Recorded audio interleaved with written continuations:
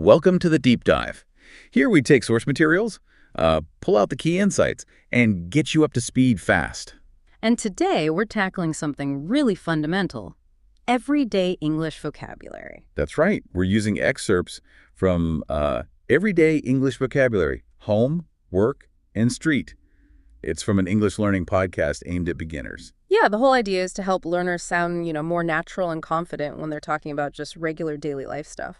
So our mission today is basically to break down this core vocabulary, the words you absolutely need for, well, common situations of English. Exactly, the building blocks. Okay, let's get into it, starting maybe logically at home. Sounds good. The source actually organizes it quite nicely. First up, under home is rooms. Okay. So bedroom, living room, kitchen, and bathroom.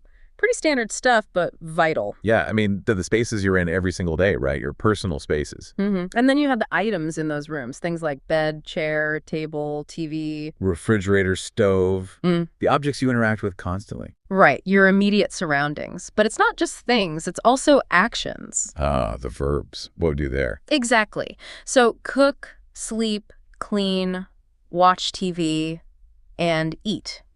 The basic home routines. Seems very practical. It's the kind of vocabulary that, lets you start describing your day almost immediately. Totally. And the source provides simple example sentences too, which is great.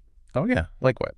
Things like, I sleep in my bedroom, or she cooks in the kitchen. We watch TV in the living room. Gotcha. So it shows you how to connect the words right away. Precisely. It's not just memorizing lists, it's seeing how they fit together. Context is key. Yeah, absolutely.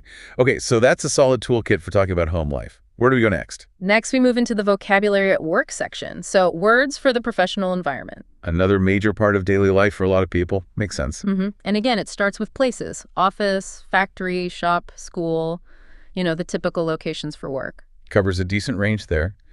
And who do we meet there? The people. Right. The source lists: manager, teacher, worker, and customer. Key roles you'd encounter. Okay. And the tools of the trade. The items. Yeah, things like computer, phone, desk, pen.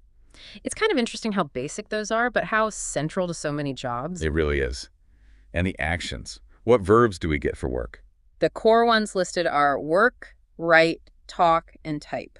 Covers a lot of ground, actually. Work, write, talk, type. Yeah, captures a big chunk of what many people do.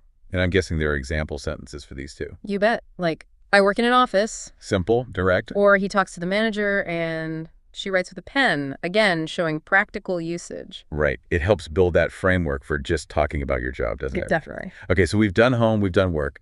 The third area was outside, right? That's it. Vocabulary for when you're out and about in public spaces. So what kind of places are we talking about here? We've got street, park, market, and bus stop. Common outdoor locations. Standard places you'd navigate. And the items you'd see. Things like car, bus, bicycle, road. The basics of getting around and the infrastructure. Okay, and the actions related to being outside. Walk, drive, ride, and wait.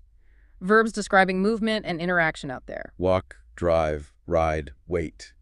Got it. And examples. Yep. I walk in the park, they ride bicycle. She waits for the bus. Makes sense. It connects your actions to the environment. Exactly. It's all about describing those everyday activities. All right, so we've got these three core areas: home, work, outside.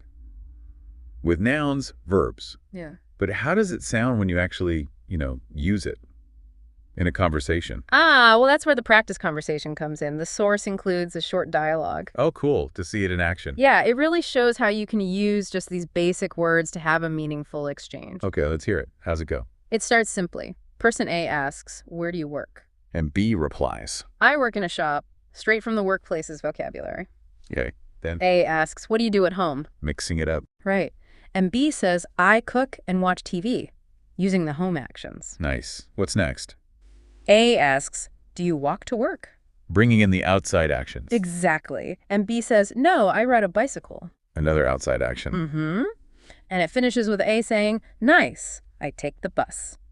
Also from the outside category. Wow, that's actually quite efficient. Isn't it? That short little chat covers home, work, and transport, using just the words we've talked about.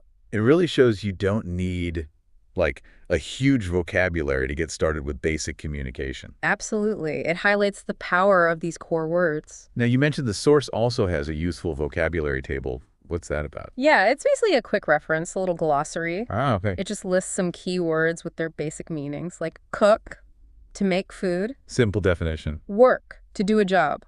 Walk, to move on foot. Ride, to use a bicycle or vehicle. And office, a place where people work. It's just a way to quickly check and solidify those meanings. Handy for review. Yeah. Like flashcards almost, but in a table. That's exactly. Good for reinforcement. So just to wrap up the core content then, we've looked essential words for home. Rooms, items, actions. For work. Places, people, items, actions. And for being outside? Places, items, actions there too. And we saw how they work in sentences and even a little conversation. Right. It feels like a really solid foundation for anyone starting out with English. Oh, definitely. Mastering this basic set is, absolutely crucial. It gives you the tools to talk about your day and understand others talking about theirs.